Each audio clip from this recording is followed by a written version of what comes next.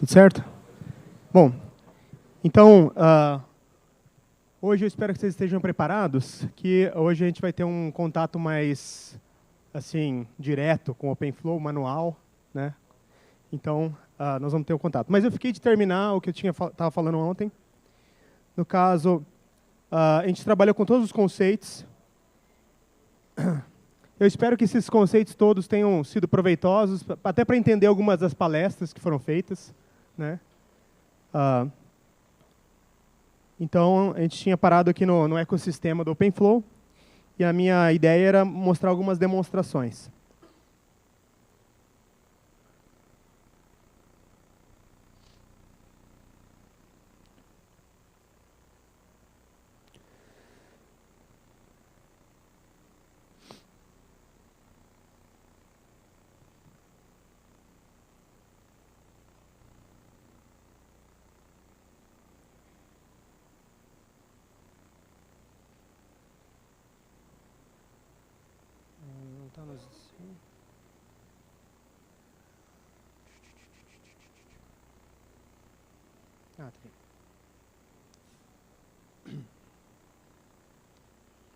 Bom, então eu vou ilustrando algumas demonstrações.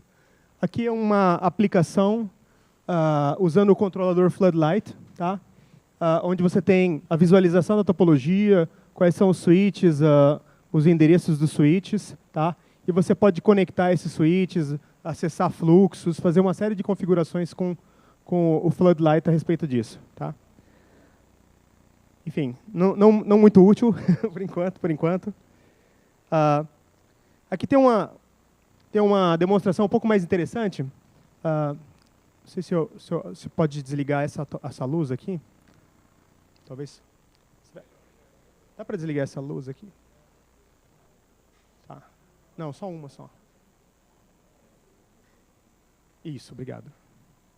Bom, aqui nós temos um exemplo de uma simulação de detecção de um flood de ICMP. No caso, essas três primeiras janelinhas aqui desse lado esquerdo aqui, tá, vão tá sendo gerados pings, tá? E aqui embaixo tem um controlador rodando. Esse controlador ele vai detectar quando os três estiverem gerando pings, como sendo um flood de ping, e vai bloquear eles para acesso. Então, deixa eu mostrar essa demonstraçãozinha. Então, está aqui, o controlador está funcionando, tem ali os switches estão funcionando. Aqui ele vai começar os pings, ali ping boss, o ping está funcionando, a rota foi instalada. O outro ping também está funcionando, a rota foi instalada. Aí o terceiro ping faz com que ele detecte um flooding de ping, quer dizer, está acontecendo uma inundação de pings e bloqueie. No caso, todo mundo está bloqueado ali, então você não tem mais pings. Assim que o cara cancelar o ping aqui desse lado, aí ele vai voltar e vai reiniciar o ping para o que estava funcionando antes. Tá? Esse aqui é um outro exemplozinho. Tá? Esse aqui, enfim, eu não vou mostrar ele na sua totalidade, mas a ideia, teve um demo, onde tem alguns usuários fazendo uso de um jogo, jogando um joguinho, tá? E o jogo, ele tá, digamos, é um jogo jogado distribuidamente. Tem uns jogadores aqui nessa sala, outros jogadores aqui nessa outra sala, e eventualmente esses jogadores são móveis. Logo, eles podem todos se reunir numa mesma sala. E a ideia é que os fluxos continuem correndo junto com eles, indo atrás deles, onde quer que eles estejam jogando. E, eventualmente, também nessa demonstração, a máquina que armazena o servidor de jogo, tá, que é o controle do jogo, também pode ser migrada para ficar mais próximo de todos os usuários, para ter um menor atraso. Tá? Enfim, tem uma apresentação de um cara, mas é muito longa, eu não vou apresentar toda. Esse aqui é uma demonstração de Stanford, fazendo uso de todas as redes sem fio ao redor do usuário. E aí o que acontece é a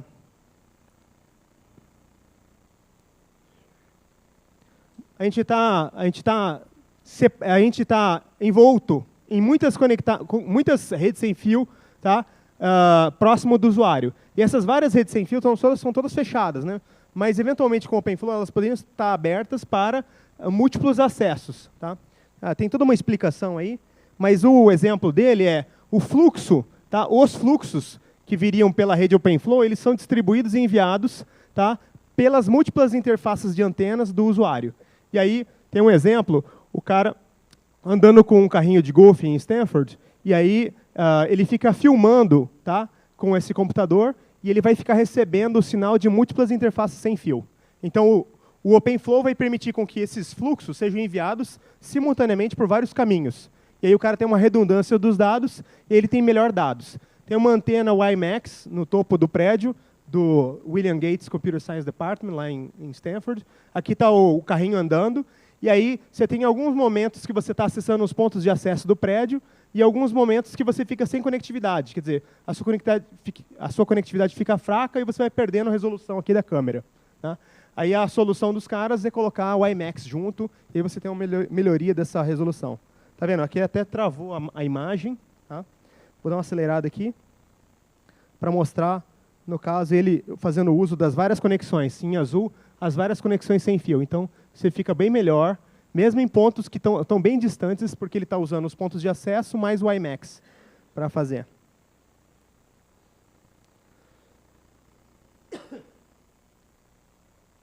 Alguns outros exemplos de demos também feitos em Stanford. OpenFlow para reduzir energia em data centers. Então, a ideia é você ter vários switches e vários servidores rodando, e você gostaria de, por utilização, enfim, diminuir o consumo energético. Então, aqui tem toda uma explicação do consumo energético. E aqui está a rede, tá, configurada aí como uma Fat Tree.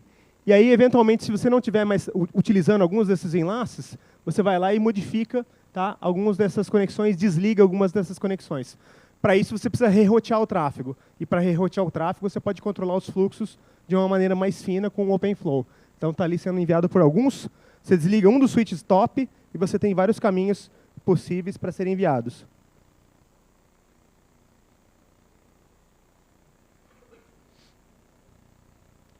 Bom, o Route Flow eu vou deixar, tá? Que o professor Lopes comentou que, no caso, o nosso curso vai até amanhã, certo? Até à tarde. Né? E assim como o prêmio de consolação para a gente, vocês vão ver o Route Flow funcionando aqui nos switches Datacom. Tá? Então, eu vou deixar o demo para ser aqui real. Tá? Então, é o nosso prêmio de consolação. Bom, tem uma série de outras aplicações. Tem um demo aqui para... um pessoal de Stanford projetou um sistema distribuído onde você tem várias placas FPGA. Essas várias placas FPGA estão distribuídas na rede e você gostaria de fazer com que essas várias placas FPGA fossem como se fosse uma grande placa única FPGA. E aí você usa a rede para isso e usa o OpenFlow para ficar controlando os fluxos para ser enviado para essas placas FPGA. É um FPGA distribuído, digamos assim. Então, no caso, o teste dele é um teste assim, onde ele tem as net FPGAs processando o vídeo. Tá? E aí as net FPGAs estão aí distribuídas e o OpenFlow meio que envia, tá, um streaming de vídeo entre essas net FPGAs para fazer o processamento pipeline de vídeo. Compor, transcodificar, fazer uma série de coisas. Então, esse é um outro demo possível de OpenFlow.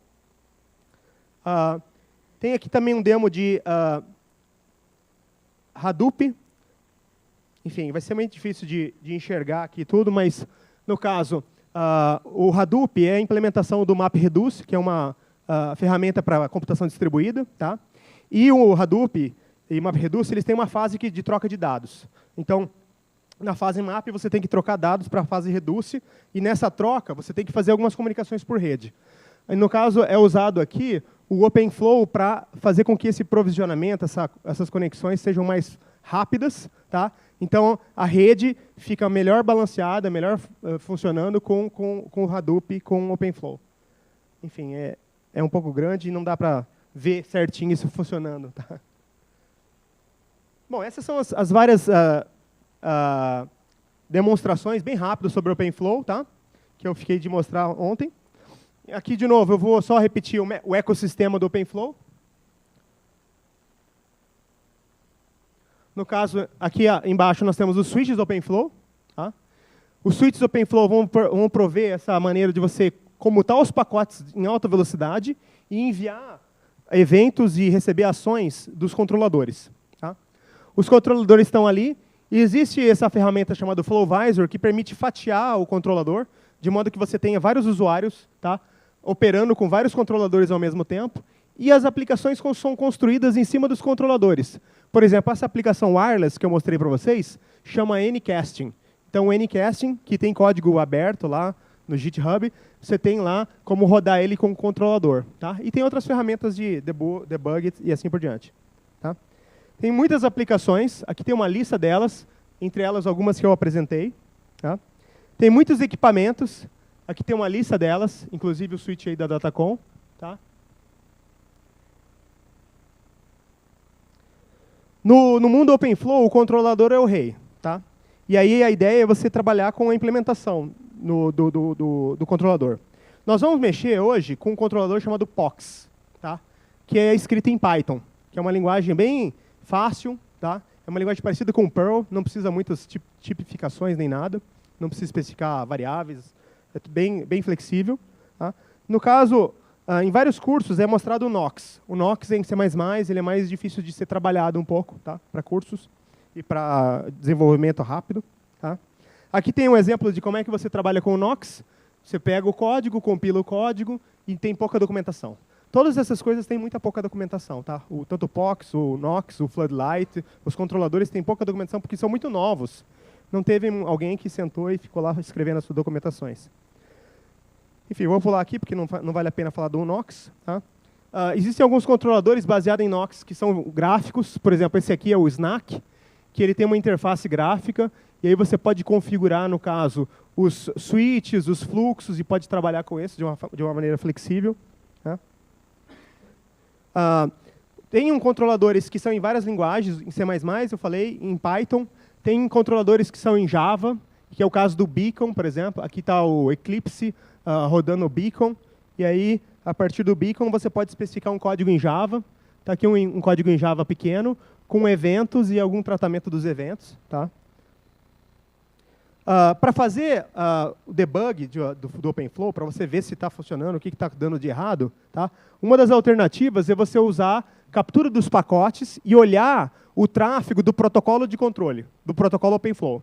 Tem a mensagem de packet in que vai, a mensagem de flow mod que volta, as mensagens de hello. E aí, o Wireshark, que é uma ferramenta de captura de tráfego, tem um plugin que você pode usar para capturar tráfego e olhar, no caso, especificamente esse plugin que permite abrir e olhar as mensagens de OpenFlow. Não sei se dá para enxergar dali, mas tem um OpenFlow, packet-in ali mostrado. Tá? Bom, para desenvolvimento, e nós vamos usar essa ferramenta hoje, para desenvolvimento, o pessoal desenvolveu uma máquina virtual chamada Mininet, que cria uma rede completa dentro de uma máquina virtual. É uma rede completa com os switches OpenFlow, mais os hosts, tá? E de uma maneira bem leve. Tá? Não são várias máquinas virtuais, VirtualBox, nem coisa nenhuma. É uma única máquina virtual que lá dentro, em nível de usuário, em espaço de usuário, é criado várias stacks de rede para vários hosts e é criado vários switches em modo de usuário para trabalhar com prototipação. Então, tudo é leve, em user space, super leve, tá? E aí você tem topologias e quantidades de nós arbitrárias. Você monta uma topologia no Mininet e você trabalha na prototipação do seu aplicativo OpenFlow no Mininet. Então você sabe que está funcionando lá no Mininet. A Google, vocês sabem que a Google, em março desse ano, ela anunciou que 100% do seu backbone entre data centers está rodando OpenFlow na Google. E a Google tem um ciclo de desenvolvimento em software, onde ela vai primeiro para o desenvolvimento em simulador, usando alguma coisa similar com o Mininet. Depois ela implanta na rede dela para ver se está tudo certo. Aí depois descobre alguns problemas extras, vai lá, volta para a equipe de desenvolvimento, faz novas simulações e tem um ciclo de desenvolvimento de software para redes, tá? Dentro da Google. Então, dá para fazer testes de regressão e coisas do gênero no Mininet. O Mininet é uma ferramentinha bem simples. Por exemplo, só esse comando, Mininet, switch, OpenVSwitch, controlador Nox, topologia em árvore com profundidade 2 e um fan-out por switch em 8, você está construindo uma topologia em árvore, tá? Que tem profundidade 2, um fan-out 8, ou seja, tem 9 switches, conectando 64 hosts nas pontas, E esse teste ping all significa que você vai fazer ping para a par, de todos os hosts, com todos os hosts, para ver se está tudo funcionando bem na sua rede. Tá? Então, vamos fazer uns testes parecidos com esses. Dá para programar um mininet também, se você quiser fazer um script mais sofisticado, botar a rede da sua universidade. Você pode escrever um script onde você cria a topologia, fala como é que estão conectados os enlaces, esse host está conectado nesse, esse switch está conectado nesse, e assim por diante. Você monta essa topologia de uma maneira programada, tá? E aí você consegue trabalhar também com o mininet de uma maneira programada. Tem algumas ferramentas de debug mais intensas, mais para você testar a capacidade do switch, tá? Ou do controlador. O ftrace é para analisar tráfego de controle, pegar as mensagens todas de controle e analisar quantos flow mods foram feitos na rede, quantos packetins foram obtidos na rede. Tá? O flops, OpenFlow Operations per Second, é como se fosse um controlador onde você faz um benchmark no switch e vê a quantidade máxima de packetins que o switch consegue atender. O cbench é o contrário, é como se fosse um switch tentando gerar a carga máxima no controlador, eventos máximos no controlador, e ver como é que o controlador que você está mexendo, se é o Floodlight, se é o POX, se é o NOx, atua. Tá? Tem outros manipuladores de logs. Tem todo um ecossistema grande do OpenFlow. Tá? Como é que eu implanto ele na prática? Eu posso usar VLANs para separar, por exemplo, VLANs específicas para trabalhar com OpenFlows, como alguns equipamentos permitem. Tá? Existe também a possibilidade de você fazer a virtualização do OpenFlow usando essa ferramenta chamada FlowVisor. O FlowVisor, ele, para os switches, é como se ele fosse o controlador. Mas ele, na verdade, é um proxy de controlador. Ou, tem o criador do FlowVisor chama ele de NAT de controladores. Então, você tem vários controladores atrás do FlowVisor e você separa o que cada controlador vai atuar. Os que vão atuar no tráfego web é esse controlador. O que vai atuar no tráfego de roteamento é esse controlador. Então, você separa pelo FlowVisor, separa em fatias. Por exemplo, aqui tem, no caso, o FlowVisor, aqui, e eu tenho 3 pesquisadores fazendo controladores diferentes, atuando na rede. Então, eles podem atuar dessa maneira, de maneiras diferentes. E aí eu tenho configurações, como se fossem sobrepostas na rede, usando esse proxy. Então, eu tenho essas várias... Essa aqui é a rede física, e esses aqui são os vários experimentos que podem estar atuando na rede física. Sendo que esses experimentos podem disponibilizar, lembra da visão? Que a gente viu aquela abstração da visão? O FlowVisor vai te dar a abstração da visão. Então, te dá um subconjunto da rede para você experimentar. Aqui tem outras possibilidades de trabalhar com VLANs mais FlowVisors. Tá? Por exemplo, uma VLAN de OpenFlow em produção e uma VLAN de OpenFlow para pesquisa, para novas aplicações. Tá? A Google trabalha com um modelo parecido com isso. Eles vão inserindo aos poucos as novas aplicações para não interromper o tráfego dos data centers. Tá? Enfim, tem exemplos mais complicados. Aqui tem um pouco de configuração. Tá? Eu vou disponibilizar, tá, esses slides ao final do curso, e aí vai ficar, eu vou passar depois o link que vai ser disponibilizado. Bom, agora nós vamos então passar para a parte prática do curso. Okay? E para a parte prática do curso, a gente vai precisar fazer uso de máquinas virtuais. Tá?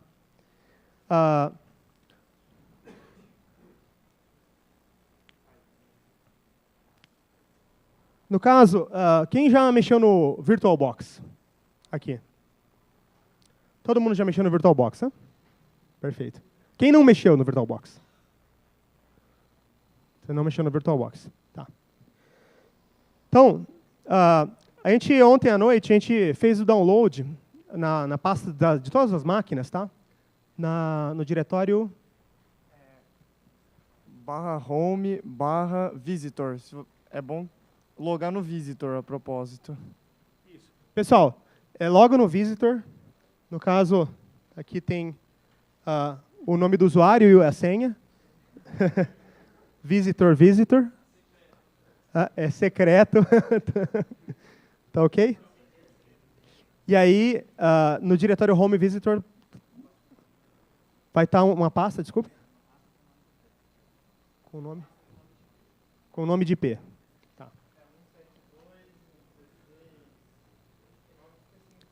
Isso, tem uma pasta porque a gente colocou um servidor para transferir os arquivos. Tá? Muito bem.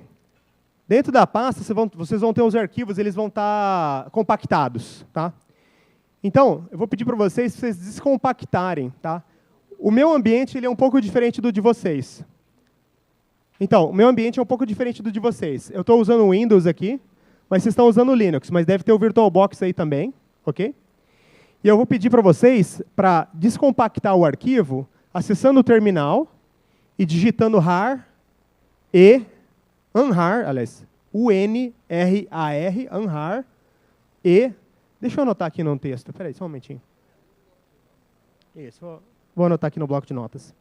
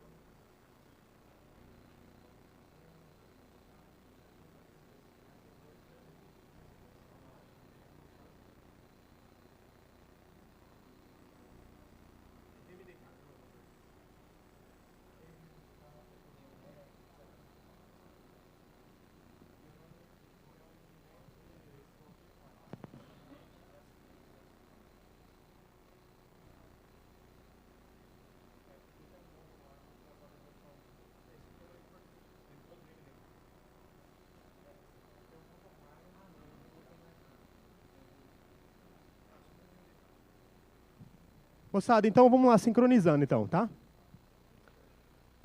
No terminal do seu Linux, você entra no diretório Home Visitor IP, tá? É um IP do servidor web que a gente montou ontem.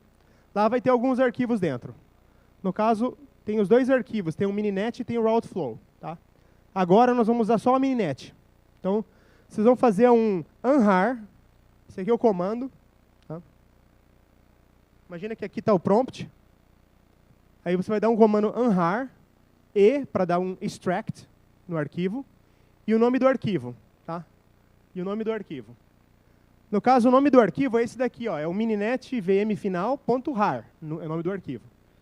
Aí, uma vez que você descompactar o arquivo, lá dentro da pasta, você vai encontrar esse arquivo aqui, mininet vmfinal.vmdk. Tá? Assim que vocês chegarem nesse passo, vocês me informam. Demora um pouquinho para dar esse unrar, porque é um arquivo um pouco grande. Isso, se vocês puderem dar um auxílio também. Ó, moçada, esses aqui ó, vão ser os meus ajudantes, tá, para esse laboratório, então vocês podem chamar eles e podem abusar deles. Tá? De uma maneira leve, moderadamente. Né?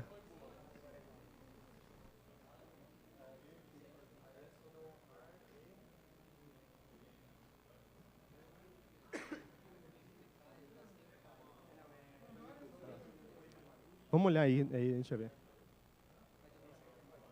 Então tá.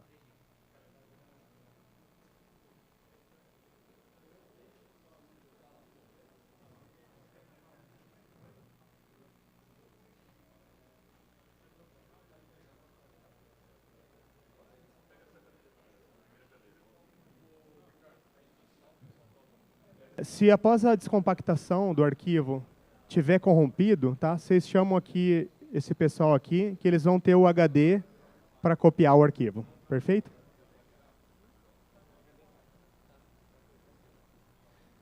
Quem ainda não descompactou? Ainda não descompactou? Só duas pessoas? Todo o resto descompactou?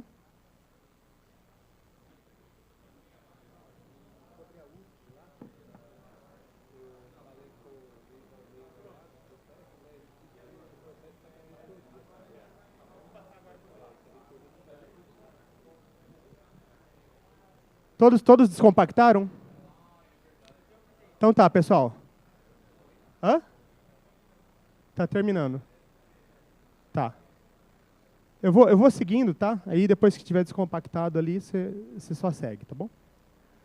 Muito bem. No caso, o arquivo mais importante é o arquivo .vmdk, que está na máquina virtual. Ok? Eu não sei se é exatamente esse nome aqui. Vocês, por favor, confirmam. É mininet vm final, né? Ou é algo parecido com isso? Muito bem. Vocês vão agora no VirtualBox e vão criar uma máquina virtual e vão associar essa máquina virtual a esse disco. Isso é um disco virtual que a gente está dando para vocês, tá? Então vocês vão criar aqui uma máquina virtual. Clicar em nova máquina virtual. Se tiver em inglês é new aí, né, no caso. Oi?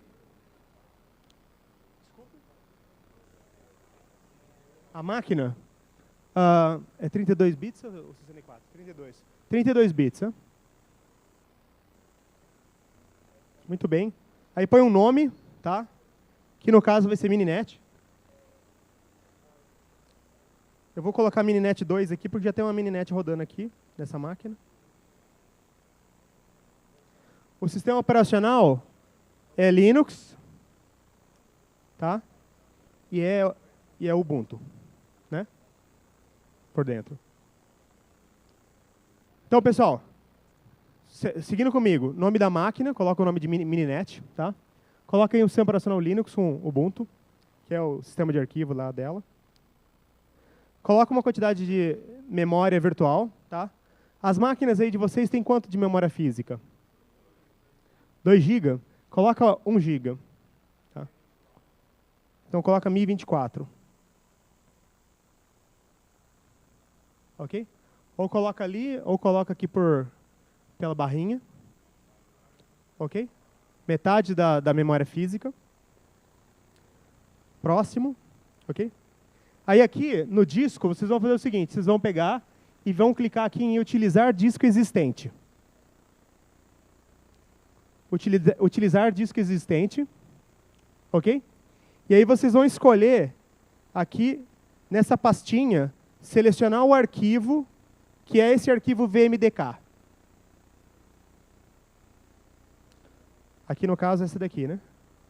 Não. Volta.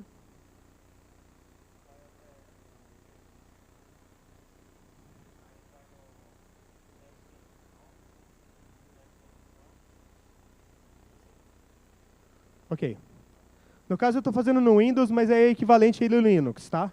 Vocês vão lá no seu diretório Home, Visitor, IP e escolhem lá o arquivo VMDK. Ok? Todo mundo comigo? Está sincronizado?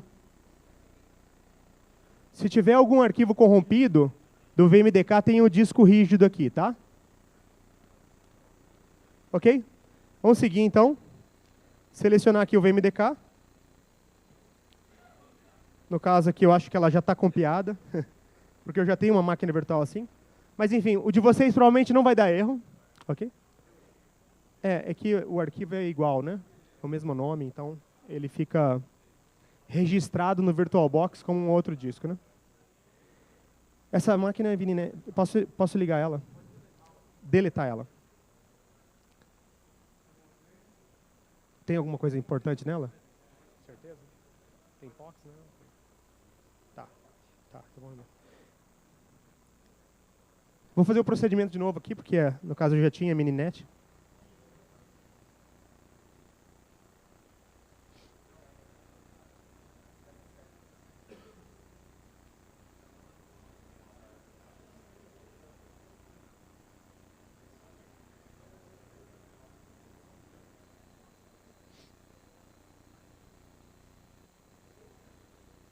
Mininet final.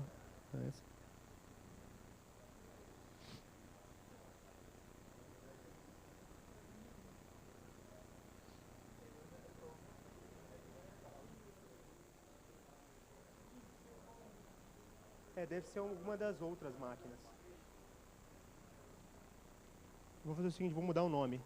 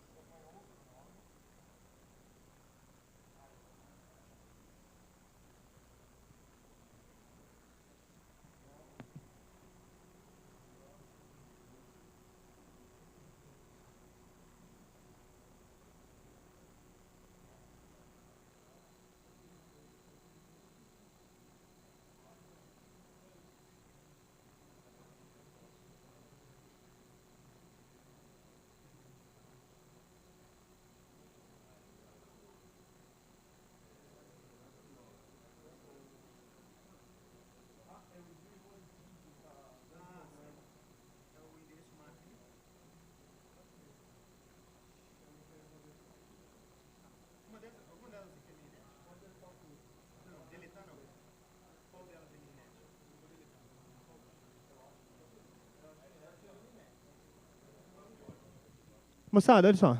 Não se preocupem aqui com o nosso problema local. Provavelmente vocês conseguiram dar certo a máquina virtual e criar.